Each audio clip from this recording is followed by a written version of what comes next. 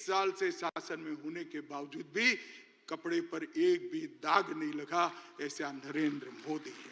एक और तुष्टीकरण की राजनीति करने वाला एक घमंडिया गठबंधन है, और दूसरी ओर राष्ट्रभक्ति और राष्ट्रवाद से ओतप्रोत भारतीय जनता पार्टी है।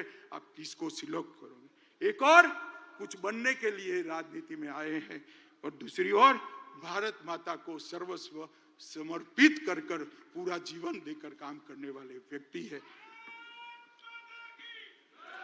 एक और हर साल 3 महीने विदेश में वैकेशन करने वाला नेतृत्व है, और दूसरी ओर 23 साल से एक भी छुट्टी न देने वाला कर्तृत्ववान नेतृत्व है। एक और दिशा विहीन राजनीति है, दूसरी ओर एक युग दृष्टा नेता के नेतृत्व में महान भारत की रचना को आगे बढ़ाने वाली भारतीय जनता पार्टी है।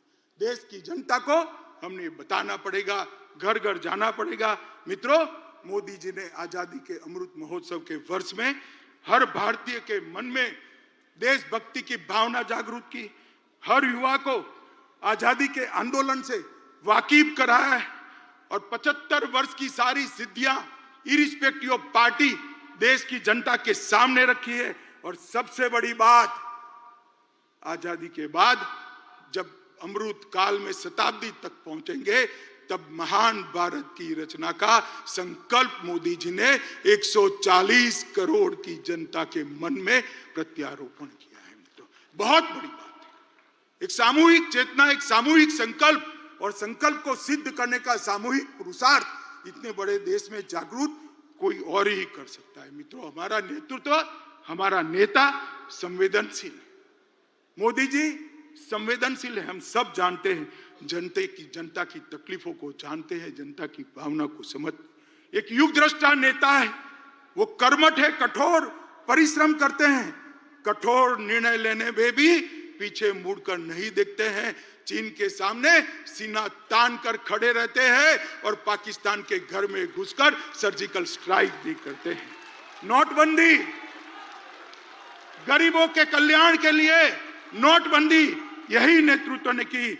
विश्व मित्र की भारत की छवि भी हमारे नेता ने ही बनाई। वैक्सीन के माध्यम से 100 से ज्यादा देशों के कोरोना काल में उन्होंने बढ़ा। मातृशक्ति को भगवान की तरह भक्ति से पूजा करने वाला नेतृत्व बहुत सालों बाद देश को मिला है। विधानसभा और संसद में 33% रिजर्वेशन नारी शक्ति वंदन अधिनियम से नरेंद्र मोदी जी ने लिया।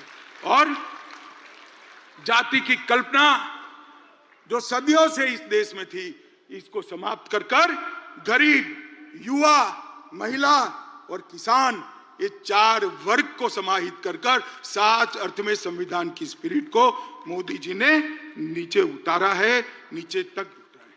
मैं मोदी जी को जानता हूं। मोदी जी दीपक की लौ की तरह है, जो खुद जलकर अंधेरों को काटने का काम करते हैं। जिस